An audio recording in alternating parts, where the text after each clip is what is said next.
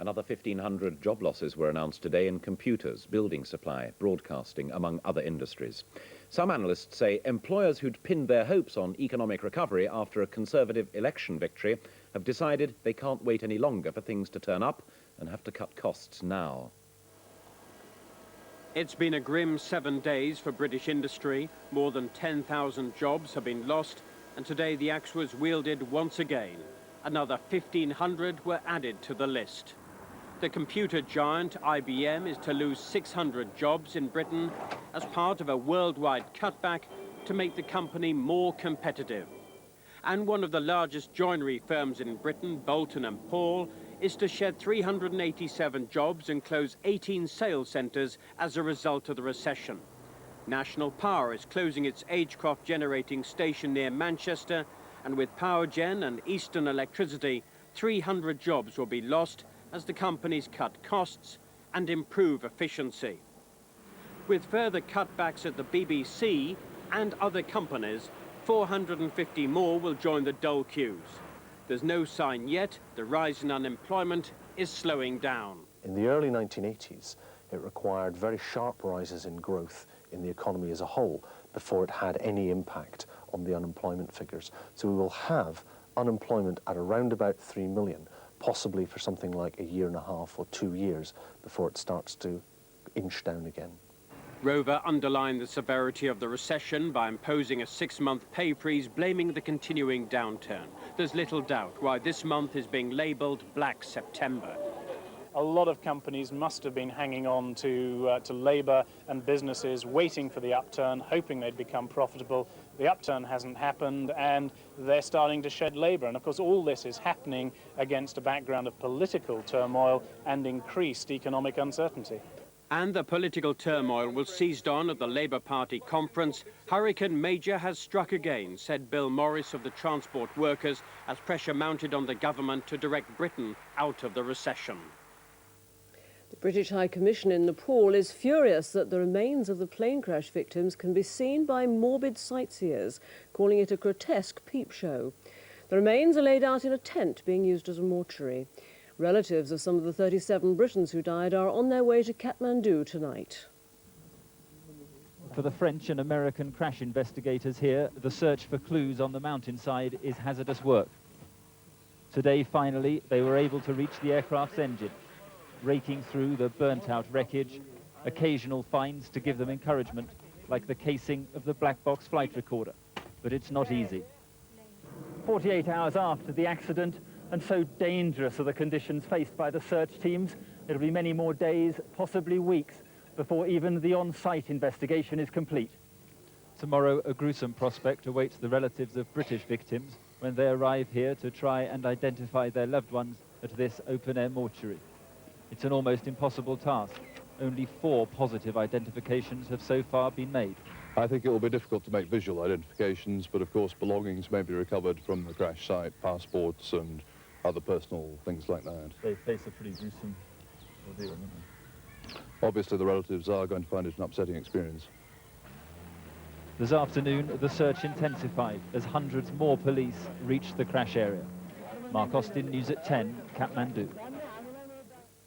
An 11-year-old who's one of Britain's most persistent boy criminals has warranted the attentions of the Health Secretary, Mrs. Bottomley, as the authorities try to bring him under control.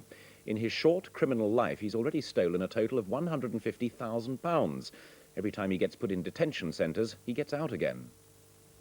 Not even the secure bars of this Leeds police station kept the 11-year-old at bay. He escaped from here to pursue his life of crime. 68 arrests so far, stretching back to the age of 7. His parents, who live in Leeds, admit their son is out of control.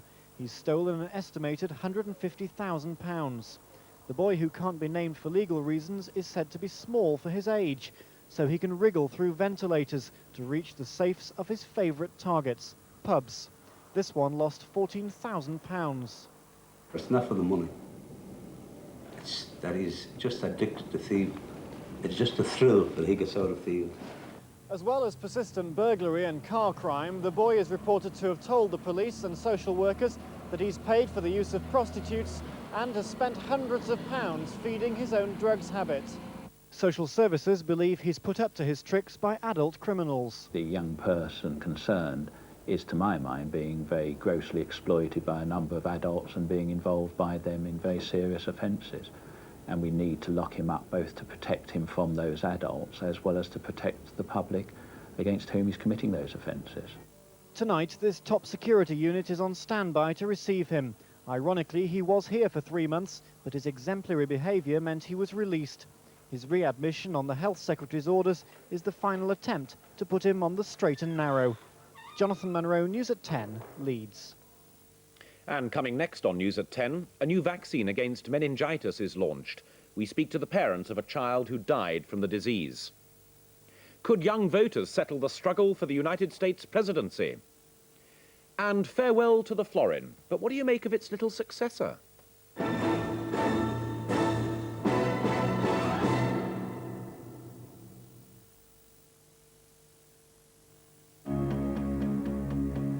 The car in front has a unique lean-burn multi-valve engine for outstanding performance and economy. Overall, in a recent What Car review, this car left its rivals behind. Solid doors with side impact bars enclose you in a haven of high tensile steel. For added peace of mind, there's a 3-year, 60,000-mile warranty. And now, with a new model being introduced from £10,695, you've never been closer to the car in front. The car in front is a Toyota, the new Carina E. Ladies and gentlemen,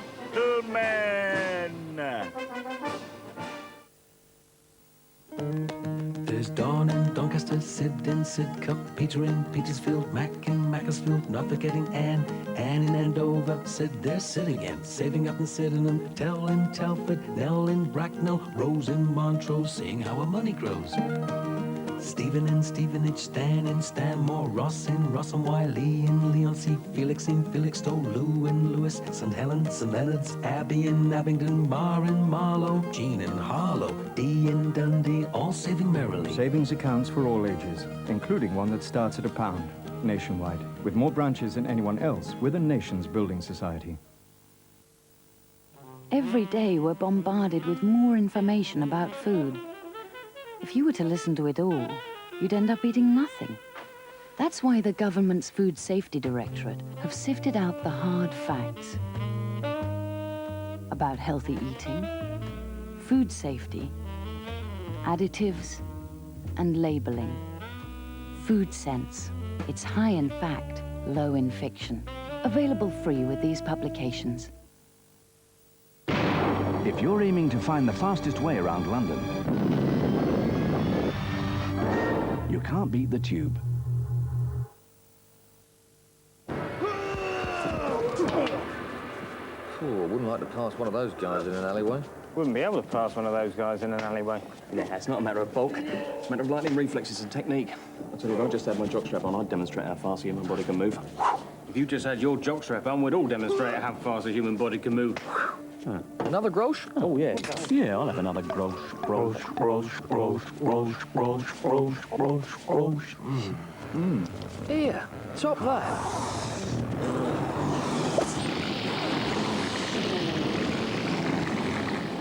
Oh, that's disgusting. Could put you right off your grosh. Nah. I hate it when people let you down like that. Yeah. By the way, did I tell you I can't be your best man Saturday?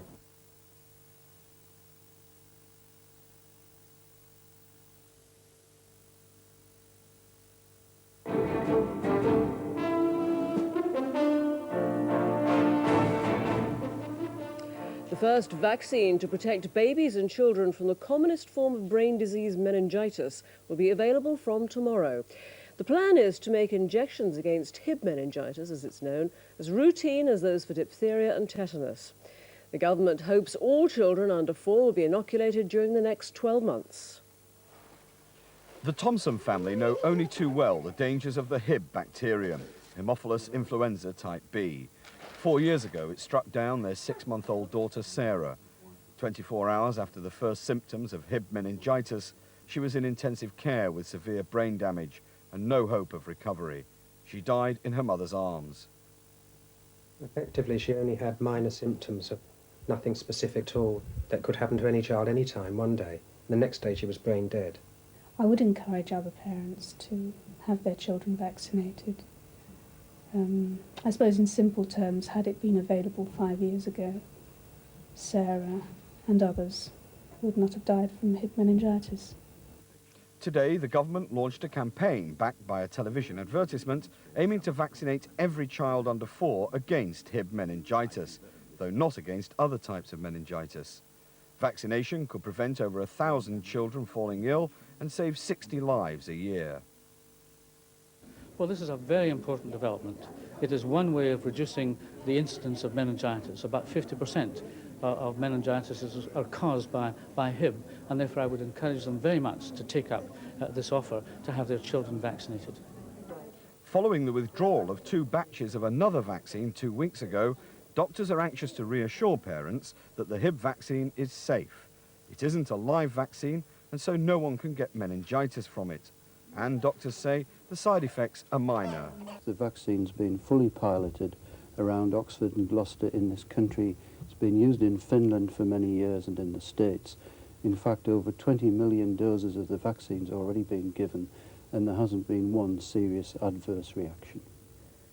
The Hib vaccine will be available from tomorrow, but don't rush to your doctor. Health authorities will be sending letters asking parents to bring their children into clinics for the jab. Lawrence McGinty, News at 10, Central London. Delegates at the Labour Party conference took an historic vote today to cut the power the trades unions wield within the party. Another success for Mr John Smith. A reduction in the power of the block vote will take effect from next year. Mr Bill Morris, the leader of Britain's biggest union, the Transport Workers, said the Labour Party without its trades union links would be a party without a cause, without a soul. What Labour voted on today was the first reduction of union power in the party's history. The weight given to the millions of votes cast by union leaders will be reduced by about a fifth.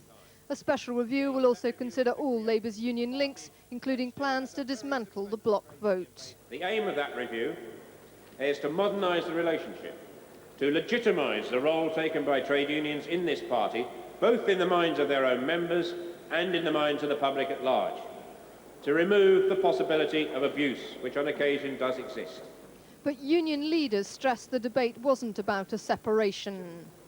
It's not about serving a petition for divorce.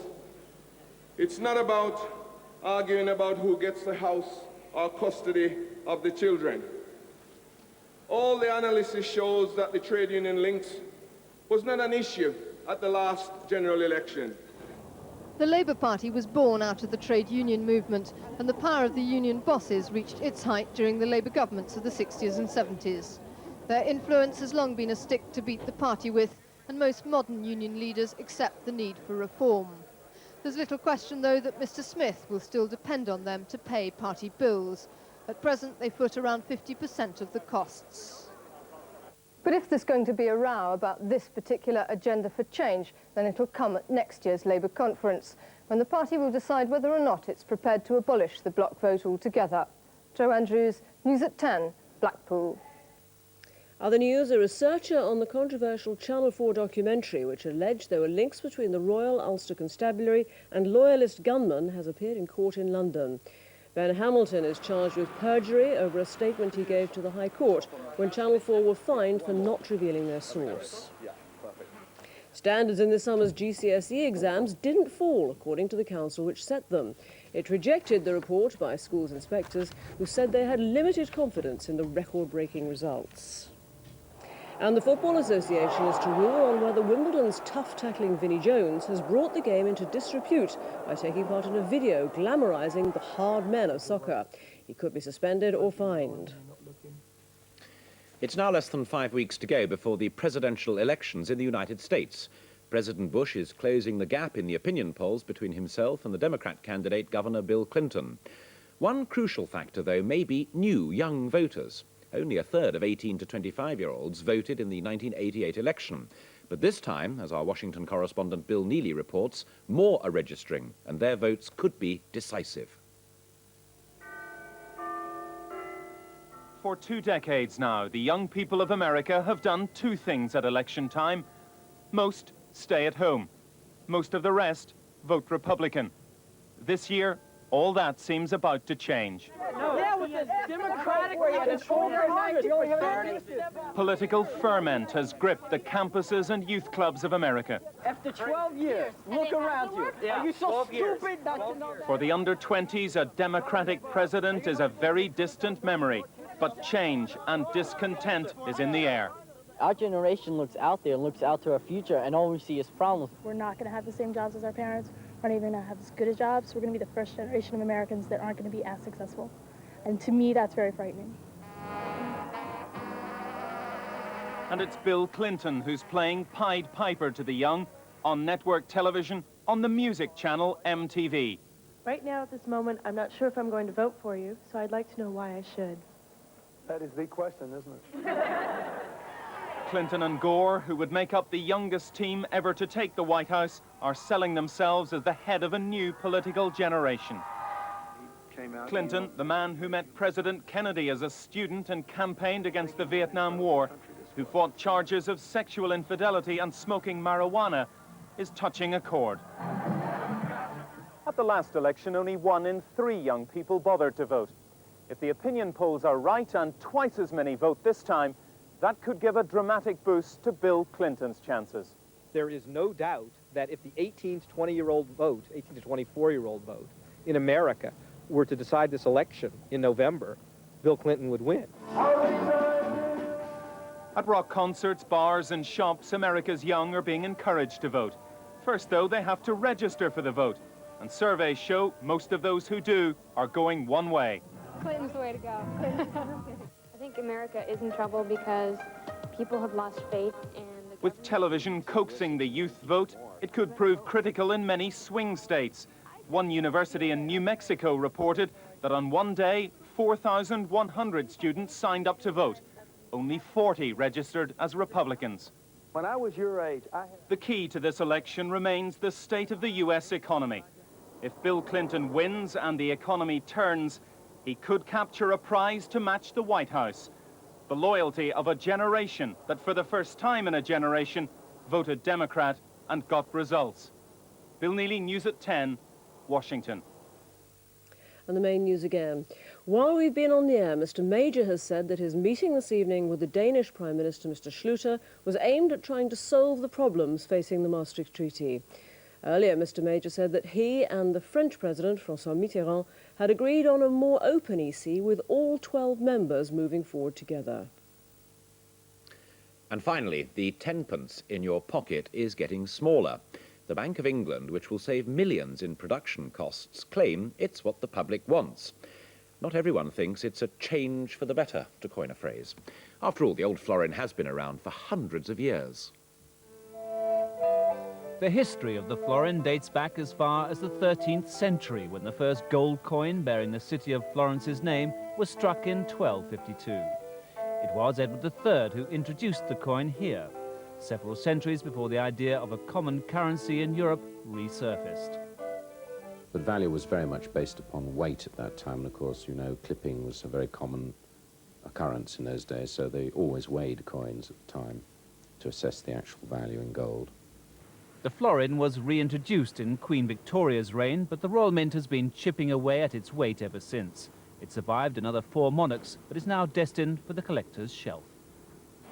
The Royal Mint have supplied nearly 500 million of the new coins to banks. They say the public are demanding smaller and lighter change for their pockets and purses. The design is exactly the same as the current 10p piece, but has a more pronounced milled edge to help the visually handicapped. The new coin will complete the process of decimalisation begun in 1971 by replacing the florin, which is still in circulation. 21 years ago, though, it was worth nearly 7 times what it is today. But the public could face frustration to begin with. Some machines are proving resistant to change. 10p coin. If it gets any smaller, there'll be nothing left, really, would there? Well, I think it's very nice. It's more like toy money, really. Too small. But the new coin will reduce the weight of a handful of change and cut the transport, handling and security costs of banks. David Chater, News at 10 in central London. And that's News at 10. From Carol and from me, a very good night to you.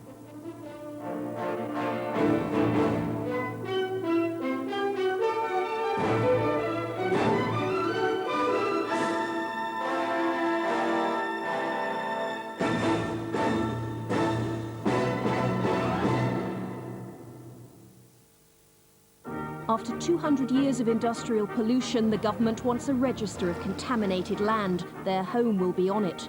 My stomach came up into my throat, quite honestly. I mean, it was really a shock. Their home was built on a chemical tip. They have arsenic and lead in their blood. We're virtually living on a time bomb. A new survey suggests twice as much contaminated land as previously thought. Are you living on a toxic time bomb? Find out this week, tomorrow, 8:30 on ITV. Next tonight, a look at the national weather forecast, followed by a roundup of today's Thames news. And that'll be followed by highlights of tonight's European match between Leeds United and Stuttgart.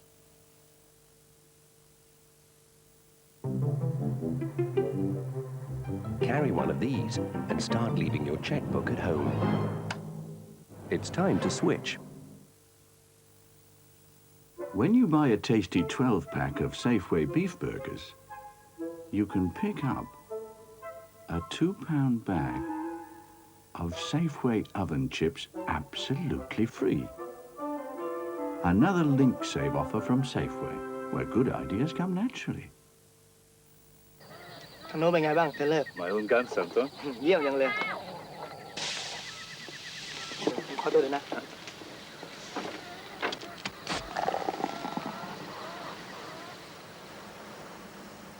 Someone just asked me what it was like back home. So I told him. It's exactly the same as it is here. Draft bitter to take away. New from Guinness.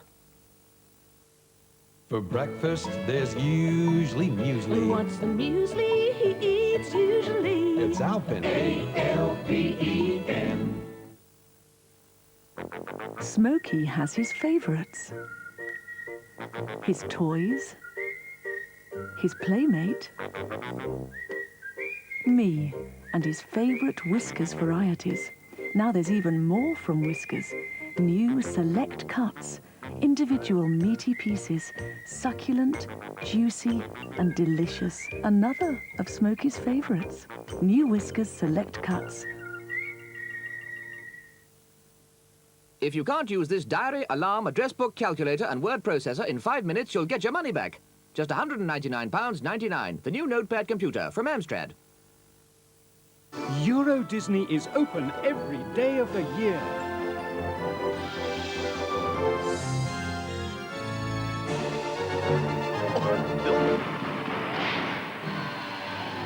Now's the perfect time to visit and stay in one of our fabulous Euro Disney hotels with fun, sports and entertainment all over the resort.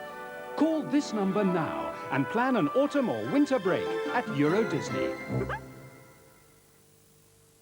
Now there's a flash made specially for the bathroom.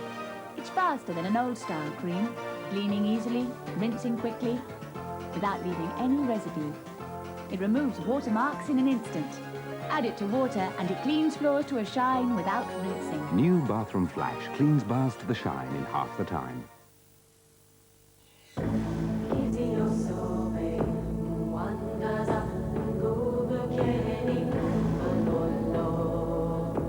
New honey shampoo from Timotei is so rich, even the weak and fragile can be transformed into an astonishing display that looks full of strength and health and vitality. New Timotei honey shampoo for healthy-looking hair. Down at Birdseye Country Club, we're giving vegetables a new twist. Crispy vegetable fingers from Country Club Cuisine. Find your checkbook. Who do I make it payable to? What's the date? Fill in the stub. It's time to switch.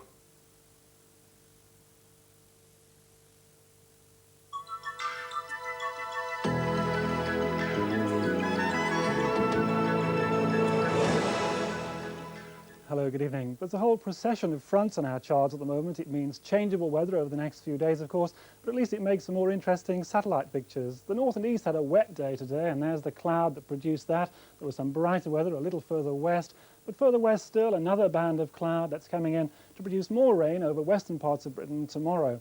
Another interesting swirl of cloud is way down to the south and west there. That's the remains of Hurricane Bonnie. And there's another weather forecaster once regretted saying the hurricane's not coming in our direction.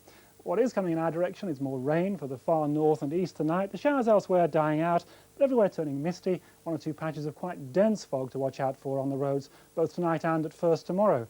The last of today's rain will still be affecting the northeast at first tomorrow. The fog that's in other parts will gradually clear, leaving some hazy sunshine. So a dry day for most of us, but even by the end of tonight there'll be more rain out in the west, and gradually during tomorrow that's going to edge into other parts, western parts of England and Wales, the rain probably reaching the Manchester area late afternoon, early evening. Now the temperatures for tomorrow, well, with some sunshine we can expect something around 16 or 17. And that's about 63 degrees Fahrenheit. Light winds for much of the day, but they'll freshen in the west later. Watch out for that fog. Take care on the roads.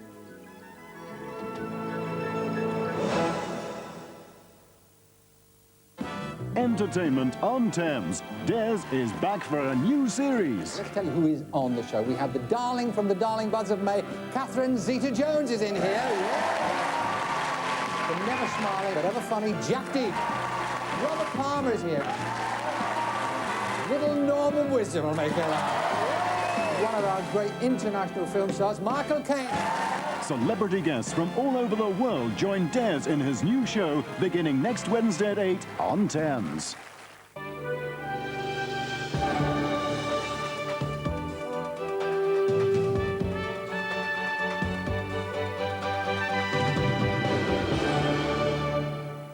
Good evening. The murder hunt continues tonight for the killer of an 83-year-old pensioner.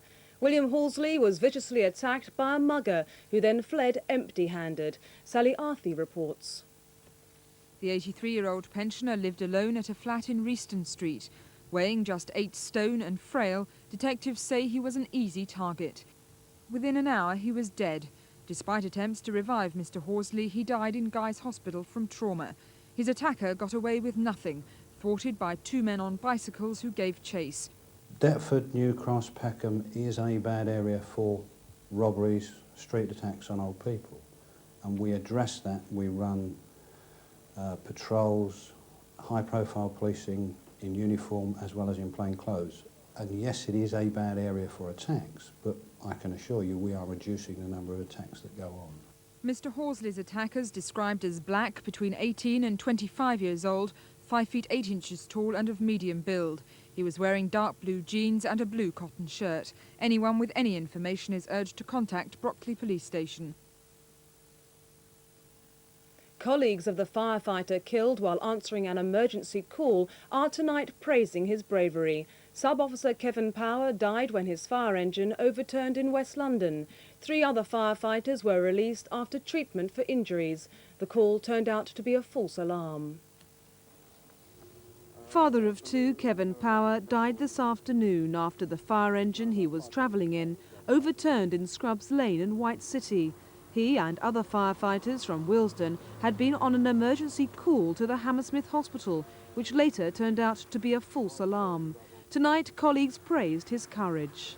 Kevin Power was probably a very, very popular man in my area. He played active football for the area and in fact was in the process of going on to a football match, had he not in fact been killed this afternoon, to represent the area at football.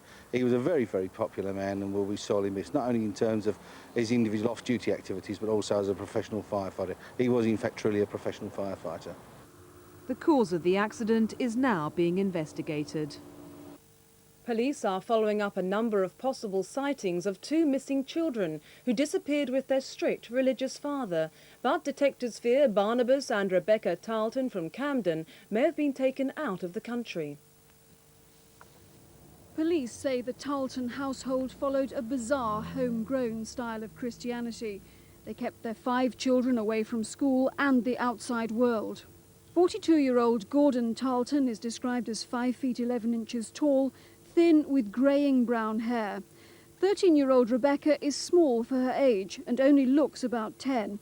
She has shoulder-length brown hair and brown eyes. 11-year-old Barnabas also has brown hair and brown eyes. Police say they're extremely concerned for the children's safety. They're currently with their father, and their father is, we wish to speak to him at the moment in relation to offences that have taken place within the family. The elder 3 children are in the care of Camden Social Services. Up to now, they'd slipped through the care agency's net because they'd moved at least once a year. It was quite unusual for a number of children in a family to have not had contact of any significance with any of the agencies, education, social services, or health agencies.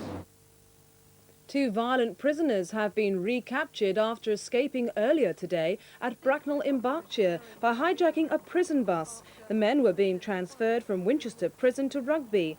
36-year-old John Garvin, serving life for murder, and Nigel Bester, who's 33, were found in Bracknell. A fundraising campaign is underway that could help transform the lives of thousands of epilepsy sufferers. A £3 million appeal was launched in London today to buy a computer which creates a 3-dimensional image and allows the brain to be viewed in minute detail. Doctors hope it'll increase the number of people selected for surgery, currently the only hope of a complete cure. Now basketball and an exciting match at Crystal Palace Sports Centre. Guildford drew against the French champions Limoges 72-all in the European Cup. They'll play the second leg in Limoges next Thursday. And just one football result tonight. In the Anglo-Italian Cup, Southend lost 3-0 at home to West Ham. And that's all. The weather follows and there'll be more Thames news at 5 to 10 tomorrow morning. Good night.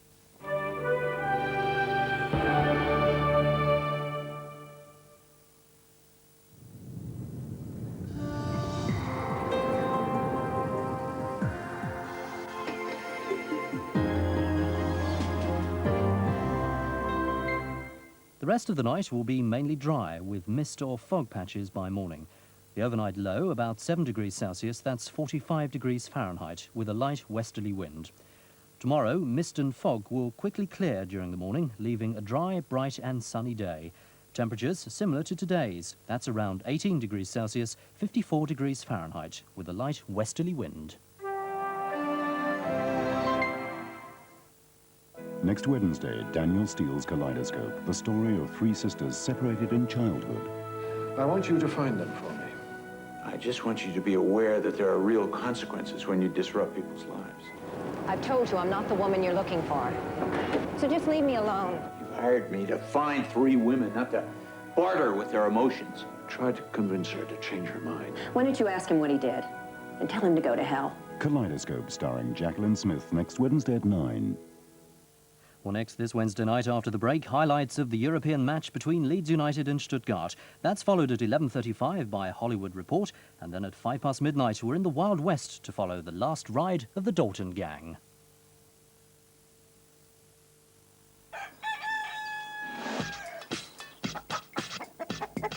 It's the start of another day for those Sun Valley chefs. First, they check the ingredients for quality. Then prepare them as only Sun Valley chefs know how. For the tastiest chicken and turkey recipes, they sure know how to doodle-do those birds. Sun Valley. Where only the best will do. At the Pond's Institute, women often ask, is younger-looking skin possible? The simple answer is yes. Introducing Performance from Pond's.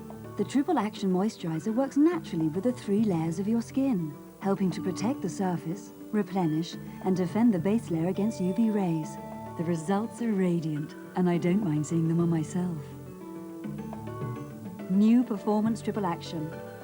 No one treats your skin like Pond's. Tomorrow at 9, the concluding part of Taggart. 3 men in a boat's 2 have died. Does that not make you a bit curious?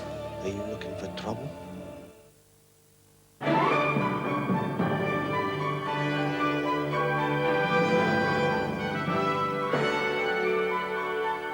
You're watching Thames Television from London.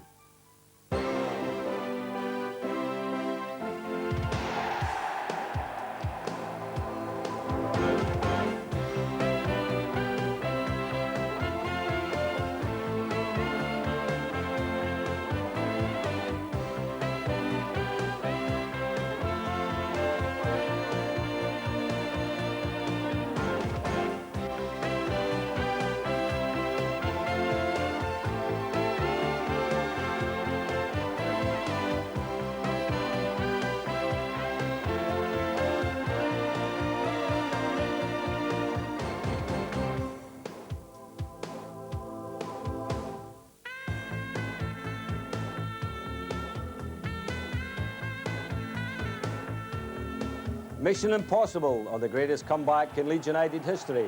We find out tonight on the European match. The champions of England take on German champion Stuttgart, and they start 3 goals down. We've got a mountain to climb, but we can climb it. Obviously, the result out there was disappointing and leaves us with big problems tonight, but they're not problems that can't be overcome. People are talking about a quick goal. A quick goal would be nice, but I'll be happy with the first goal. Good evening and welcome to Ellen Road for exclusive coverage of Leeds United against Stuttgart. Leeds European Cup campaign is only 90 minutes old and already it's under serious threat. Stuttgart built their formidable lead in the first leg 2 weeks ago, and no English team has ever recovered from that size of deficit in almost 40 years of European competition. Well, joining me at Ellen Road is Brian Robson, just back from Manchester United's frustrating near miss in the UEFA Cup in Russia yesterday when they were beaten on penalties by Torpedo Moscow. Can Leeds come back from the brink and keep their European season alive? Let's join our commentators Ron Atkinson and first Alan Parry.